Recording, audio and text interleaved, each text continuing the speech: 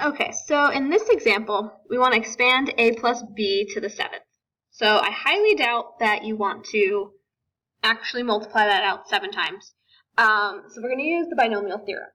So the way I like to do this is I like to leave spaces for my coefficients from Pascal's triangle.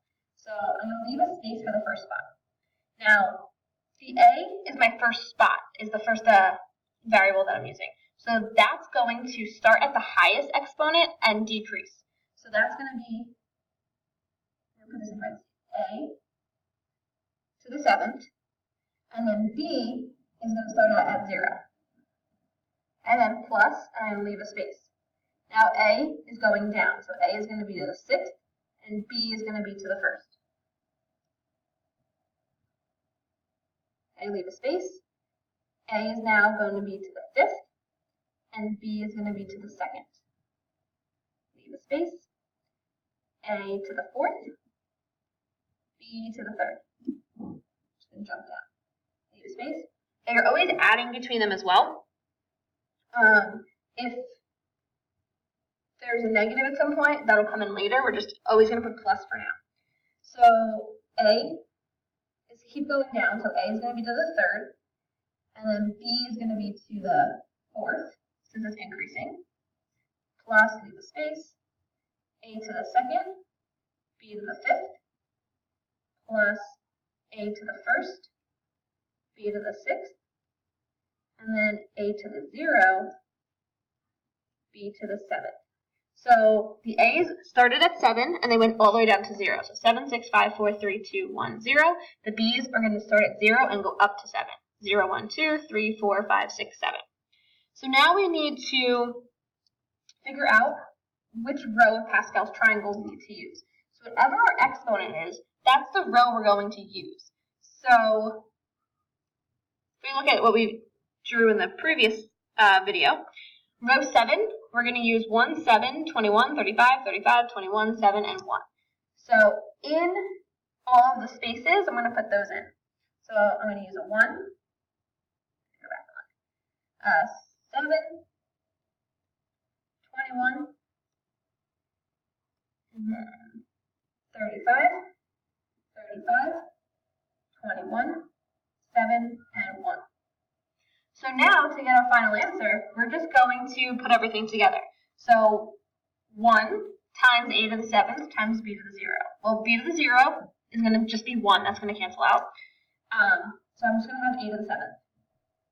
And then I'm going to have 7 a to the 6th b plus 21 a to the 5th b squared plus 35 a to the 4th, b to the 3rd, plus 35, a to the 3rd, b to the 4th, plus 21, a squared, b to the 5th, oops, I'm running out of space, plus 7a, b to the 6th, plus, oops, a to the 0 is gone, that's just a 1, b to the 7th.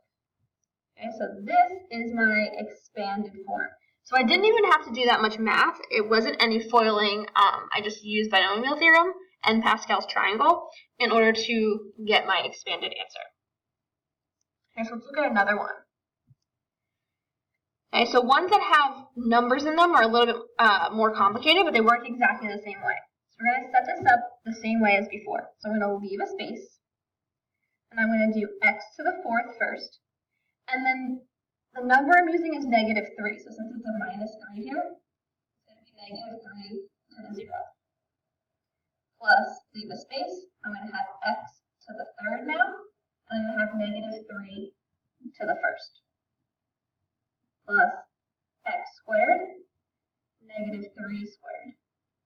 Plus, leave a space, x to the 1st, -3 to the 3rd. And then plus to the 0, -3 to the 4th. Okay, so once it's all set up, again, the first variable, which is x, as my first term, it's going down. So 4, 3, 2, 1, 0. And then the second term that I have, that -3, okay, that is going up. So 0, 1, 2, 3, and 4. Now because I have a 4 here, That's row 4. So if we go back and we look at row 4, we're using 1, 4, 6, 4, 1. So 1, 4, 6, 4, 1. Okay, so the only difference with this is that we now have to consider the number that we're getting with the negative 3 raised to the powers. So negative 3 to the 0, that's just 1, so that doesn't really matter. 1 times 1 is just 1, so that's x to the 4th. Okay, so now I have negative 3 to the 1st, which is negative 3, and 4. So I'm going to multiply. Okay, any numbers in each spot, so we're looking at each spot as its own thing. Okay, so each term, any constant numbers you're going to combine together through multiplication. So it's negative 3 times 4, so I have a negative 12, and then that's going to be x to the 3rd. Okay, so now I'm looking at my third term. So I have negative 3 squared, which is 9, and I'm going to multiply that times 6. So that's going to be a positive 54 x squared. And so now I'm looking at this term. So negative 3 to the 3rd is going to be a negative 27 times 4. So I'm going to get negative 108 x. And then my last term, x to the 0 is just 1. So what I really have is negative 3 to the 4th, which is 81 times 1. So plus 81.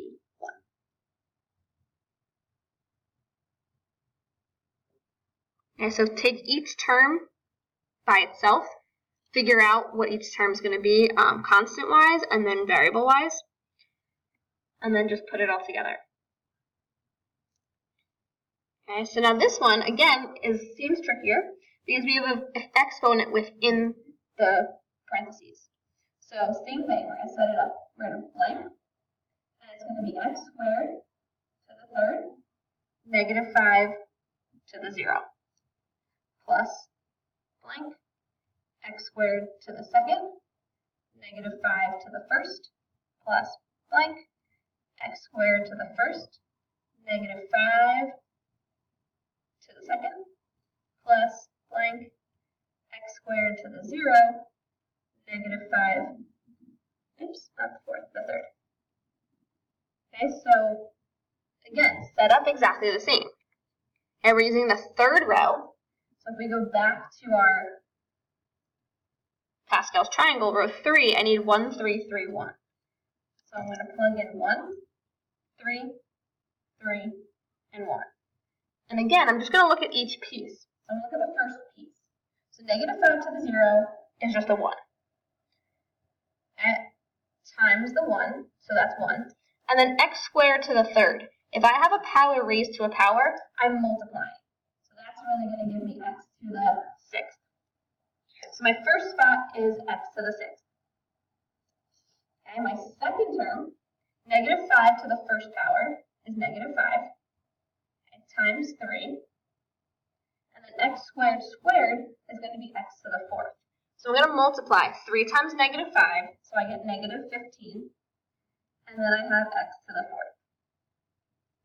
Okay, in the third term, negative 5 squared is 25 times 3. And then x squared to the 1st is just x squared. So 25 times 3 is going to give me 75 x squared. And then the last one, negative 5 to the 3rd, is going to be negative 125 times 1. And then x squared to the 0 is just 1. So that's just going to give me negative 125.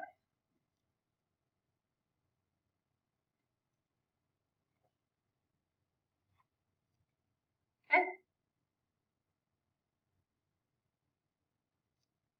So if they ask a question like, what would the 4th term of 3x minus 2 to the 8th be? You don't have to do the entire thing. You're going to set it up, and they just want the 4th term. So if we were setting this up normally, then we would leave it blank, and it would be 3x to the 8th, negative 2 to the 0, and that's term 1. So keep going, 3x to the 7th, negative 2 to the first, that's the second term. Keep going. 3x to the sixth, oops, negative 2 squared, that's the third term, plus 3x to the fifth, negative 2 to the third. Now that's the fourth term, so I can stop. The only thing I care about is this term right here. So I don't even have to do all of the other terms. I just need to focus on this fourth term. So it's row 8. So we need to expand our row on the triangle. So let's do to row 8. So that's going to be a 1, 8, 28, 56, 70, 56, 28, 8, and 1. So that's row 8. So we need the fourth term. So if we go to the fourth term, okay, so 1, 2, 3. So 56 is going to be our fourth term. So we're going to put a 56 in front. And then we're going to solve this. So we're going to do negative 2 to the third. So that's negative 8 times 56 times. And now I'm doing 3x to the fifth. I have to apply the 5 to the 3 and to the x. Since it's in parentheses, it's going to be 3 to the fifth and x to the fifth. Okay, so it's going to be 3 to the fifth and x to the fifth. So that's 243x to the fifth times 56 times negative 8. So if you multiply all this together, we're going to have negative 1, 0, 8, 8, 6, 4, x to the fifth. So that is the fourth term. So when it asks for a specific term, you don't have to do every single piece out. You just have to get to the term you need and then focus on that one term only.